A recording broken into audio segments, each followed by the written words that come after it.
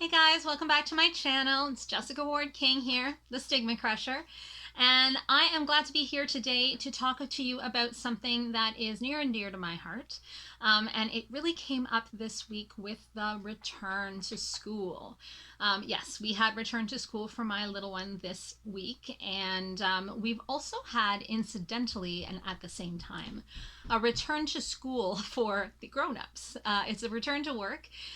So for those of you that don't know me, I have been very fortunate to be working from home since COVID hit.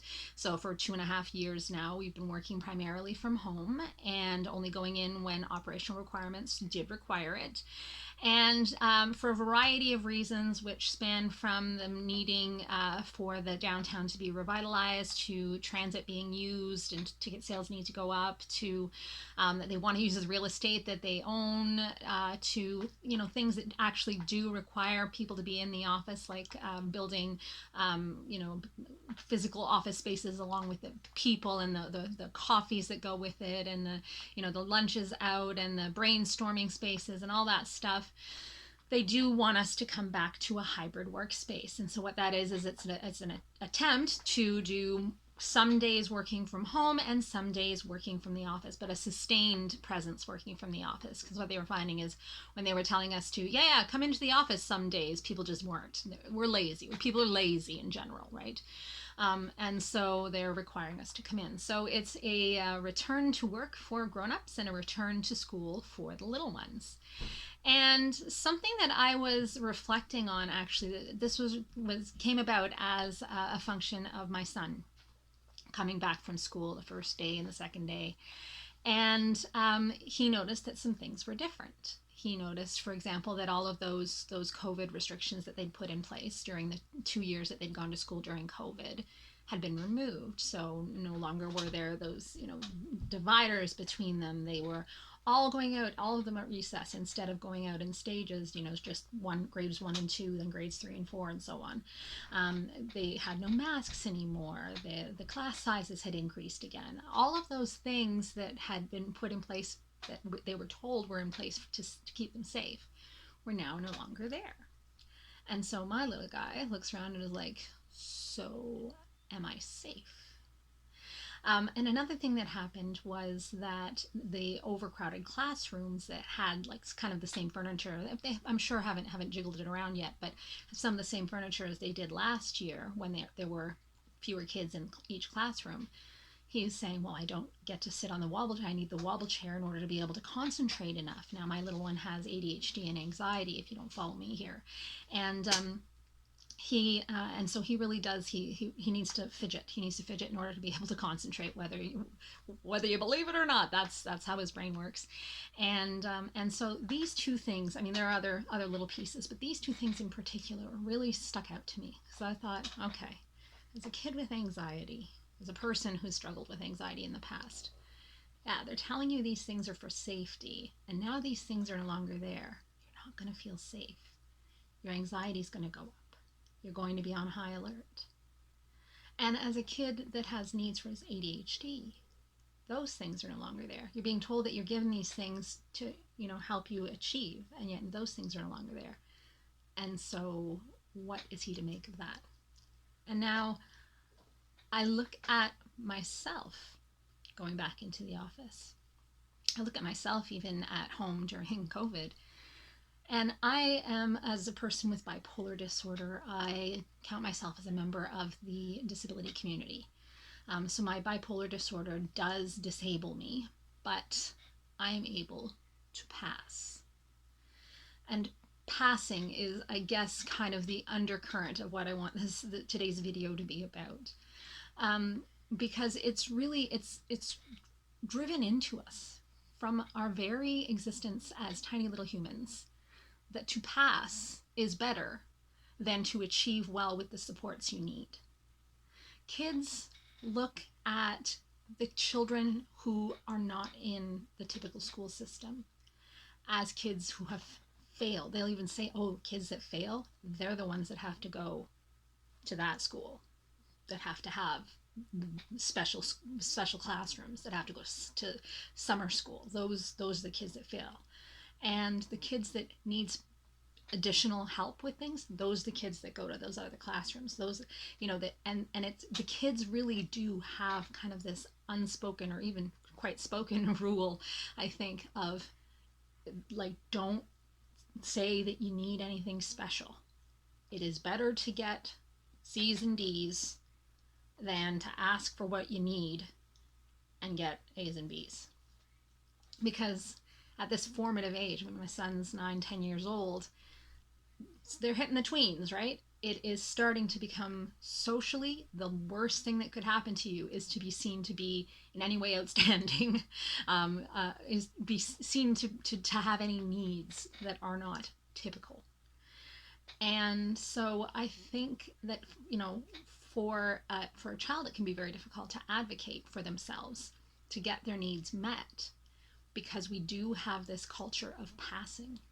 Now, I know for me, I look at myself and I kind of blame myself, but it's a whole culture thing. But I know that I am one of those folks that also has been brought up to think it is better to be passing than it is to ask for help.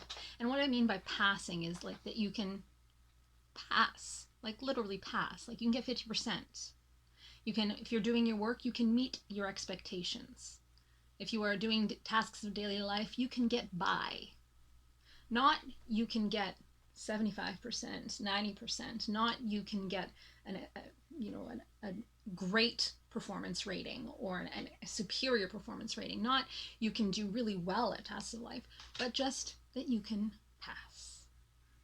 And passing is what happens when your disability is invisible. So someone looking at you can't immediately tell that you might need some kind of additional support.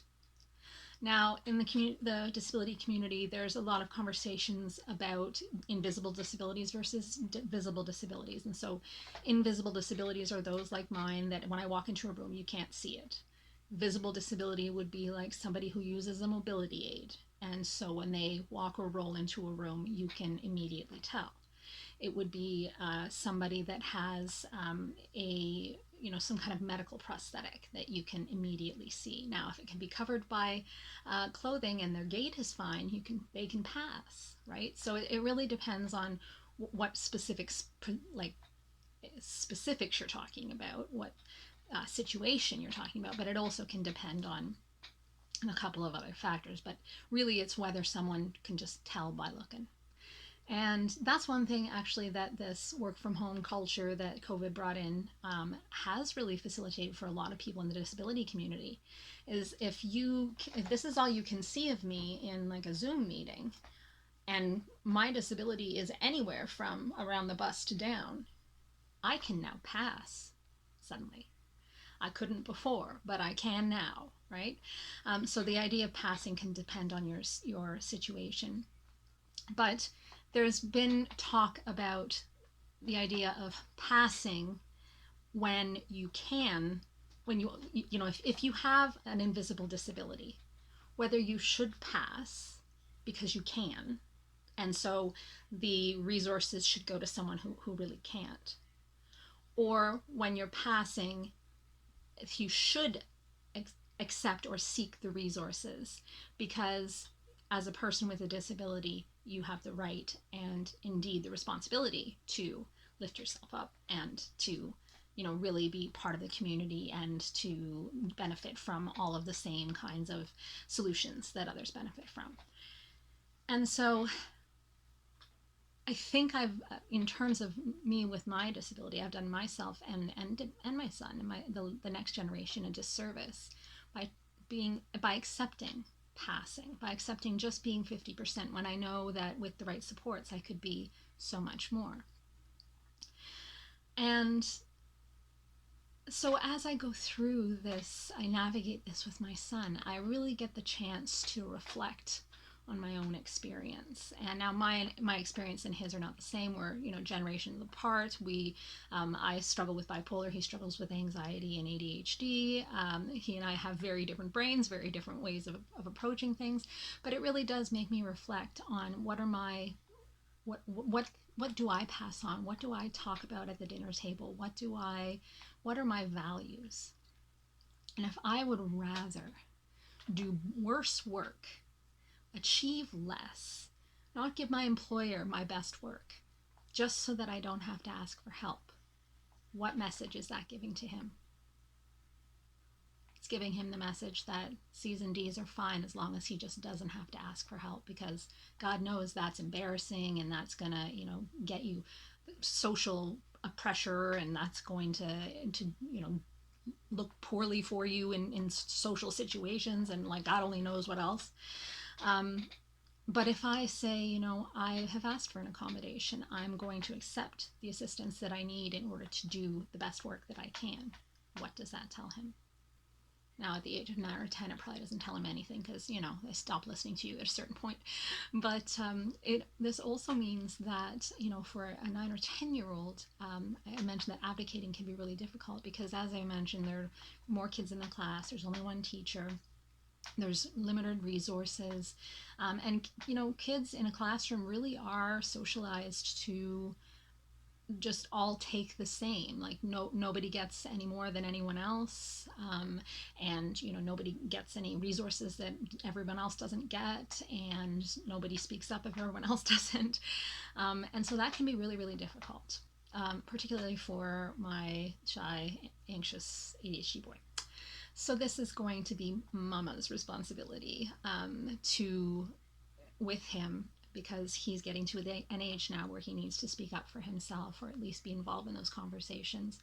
But with him to go and speak to the teacher once the dust is settled, and after it's been, not just the first week, to make sure that the needs that he has, the genuine needs, not the I'm gonna go and ask for stuff he wants, not I'm gonna go and ask for stuff he'd rather have, but the things that he actually needs in order to achieve. And that's the way that we need to be treating disability in all spheres of our life. And so I wonder for myself, in terms of my bipolar disorder, what are the things that I need that would help me be able to achieve what my employer is expecting and what my customer is expecting? And I think one thing that I noticed at the beginning of the pandemic was that I was used to working with a team. We had, coffee regularly. I took the bus, therefore I walked blocks and blocks, even in the snow, to get where I was going. So I did lots of walking, lots of social interaction. I knew my team well, and I liked them. I liked the work. Everything was going well. And then the pandemic hit, and like the day before the pandemic hit, before we were shut down, I started a new team on new work. And so I didn't have my exercise anymore. We could hardly go out of our houses, as you recall, I'm sure. I didn't have my team, my social interaction. I didn't have my the same work. I was trying to get used to new work, and you know how it is when you start a job, you're like, oh, I'm going to read another manual, and so all of those things were taken away from me at one time, and that caused a depressive episode. Now, my brain and its chemicals dragged me into it and kept me there for 2.5 years, but I noticed that sudden change caused an episode in me. Now that we're having this sudden change back into this hybrid workspace, something that I'll be looking at will be my responses to this sudden change, and whether the sudden change in sleeping pattern. So I know that with bipolar disorder, I'm really responsive to sleeping pattern, and if I don't get enough sleep, I can get hypomanic, and if I get way too much sleep, I can start to get depressed. And so if the sudden changes to sleep routine start causing a change in my mood, I will ask for a more gradual shift into that hybrid work situation. If I notice that I'm not getting enough sleep, I will have to shift my shifts that when I am in the office to a little bit later, because currently I'm going to have to get up at 5 in the morning and leave the house at 6, and it's cold here in the morning at 6, in order to get to work on time for what I would normally do. So I would maybe have to shift my hours. Now, these things aren't necessarily accommodations, depends on who you ask, but they are, an accommodation in the way that I work. In terms of if there are any tools that I might be able to use, that I would have to have some more thought on. I already have I already have all the tools that I need, that I know of. So that's something that's good for me, is that I don't have to try to get used to any new tools. But I will have to just keep my eyes open. It'll depend on what symptoms are erupting at the time. So for some people, their disability is pretty consistent and they need pretty consistent tools all the time. For other people, because their disorder can change gradually or even suddenly as time goes on, the needs can change as well. And so when I'm depressed, it's much different than when I am hypomanic. When I'm euthymic, I can usually that's when it's what quote unquote normal, right? So I don't need any accommodations when I'm euthymic, when I'm normal. So it'll really just be if I start to go either one, depressed or hypomanic. For my little one, we know what some of the tools are that work. We know what some of the different changes that we can make that will work for him. And as with any disability, things can change. What looks like it is going to just be like down the line, straight down the line all the time, can veer off course really quickly, especially with kids. And so we'll be keeping our eyes open for anything different that we can do for him.